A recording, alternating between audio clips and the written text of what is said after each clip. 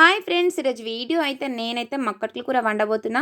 దానికోసం అయితే నేనైతే తగినంత నూనె వేసుకొని ఆవాలు, జీలకర్ర, ఉల్లిపాయ ముక్కలు వేసుకున్నా. ఉల్లిపాయ ముక్కలు వేసుకున్న తర్వాతనైతే 2, 3 పచ్చిమిర్చి ముక్కలు కూడా వేసుకున్నా. పచ్చిమిర్చి ముక్కలున్న ఉల్లిపాయ ముక్కలు అయితే బాగా ఫ్రై కానివ్వాలి. కొంతమంది అయితే ఉల్లిపాయ ముక్కలు వేసిన వెంటనే పసుపు వేసుకుంటారు. అలా వేసుకోకూడదు. ఇట్లా పచ్చిమిర్చి ముక్కలు, ఉల్లిపాయ ముక్కలు అయితే మంచిగా ఫ్రై కావాలి. ఏ కర్రీస్లోనైనా ఉల్లిపాయ ముక్కలును పచ్చిమిర్చి ముక్కలు మంచిగా ఫ్రై అయితేనే కూర అనేది టేస్టీగా ఉంటుంది. లేదంటే పచ్చి పచ్చిగా వాసన వస్తుంది, ఉల్లిపాయల వాసన. ఇట్లా మంచిగా ఫ్రై చేసుకున్న తర్వాతనే రెడ్ కలర్ వచ్చేదాకా ఉల్లిపాయ ముక్కలును పచ్చిమిర్చి ముక్కలు అయితే మంచిగా ఫ్రై చేసుకోవాలి. ఇట్లా కలుపుకుంటూ ఫ్రై చేసుకోవాలి. మనం కలపకుండా ఉంచినా కూడా ఉల్లిపాయ ముక్కలు కింద మాడిపోతాయి, పైన ఫ్రై కావు. ఇట్లా రెడ్ కలర్ వచ్చేదాకా ఫ్రై చేసుకున్న తర్వాత పసుపు అయితే వేసుకున్నా. నేనైతే పసుపు అయితే కొద్దిగా ఎక్కువనే వేసుకుంటా. ఎందుకంటే పసుపు మనం ఎంత ఎక్కువ వాడితే అంత మంచిది బాడీకి. ఎందుకంటే యాంటీబయాటిక్ లాగా పనిచేస్తుంది. ఎందుకంటే మనం దెబ్బలు తాకితే పసుపు వాడదాం కదా. పసుపు ఎంత ఎక్కువ వాడితే అంత మంచిది. నేనైతే అల్లం వెల్లుల్లి పేస్ట్లో కూడా పసుపు ఎక్కువగానే వేసుకుంటా. ఇప్పుడైతే కొద్దిగా అల్లం వెల్లుల్లి పేస్ట్ వేసుకున్నాను.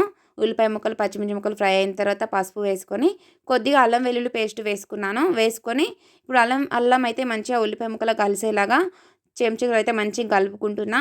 ఇప్పుడైతే నేనైతే మక్కడుగులు కూడా వేసుకుంటున్నా. మక్కడుగులు వేసుకున్న తర్వాతనైతే ఇప్పుడు కూడా మంచిగా కలుపుకోవాలి. ఎందుకంటే అవి గట్టిగా ఉంటాయి కదా మక్కటుకులు, వాటికి ఆయిల్ పట్టేలాగా మంచిగా కలుపుకోవాలి. ఇట్లా చెంచాతోటైతే మంచిగా మక్కటుకులనైతే ఆయిల్ పట్టేలాగా మంచిగా కలుపుకోవాలి. ఇట్లా ఆయిల్ అంతా కలిసేలాగా మంచిగా కలుపుకున్న తర్వాతనే నేనైతే తగినంత కారం వేసుకున్నా.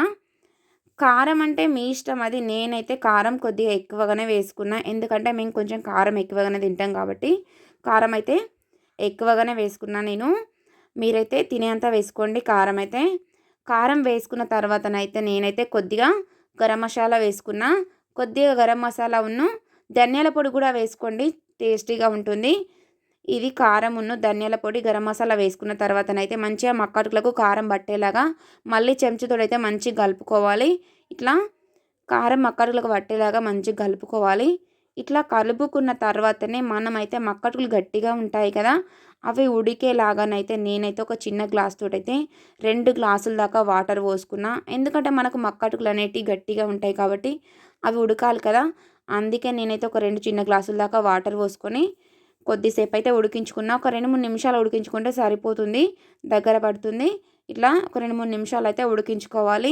2 గ్లాసుల వాటర్ పోసుకొని అయితే మంచిగా ఉడికించుకోవాలి. ఇట్లా కొద్దిసేపు ఉడికించుకోవాలి. మూత పెట్టుకొని అయితే కొద్దిసేపు ఈ వాటర్ దగ్గర పడేలాగా ఉడికించుకున్న తర్వాతనైతే నేనైతే కొద్దిసేపు ఉడికించుకున్న తర్వాత మూత తీసుకొని అయితే నేనైతే తగినంత ఉప్పు వేసుకుంటున్నా.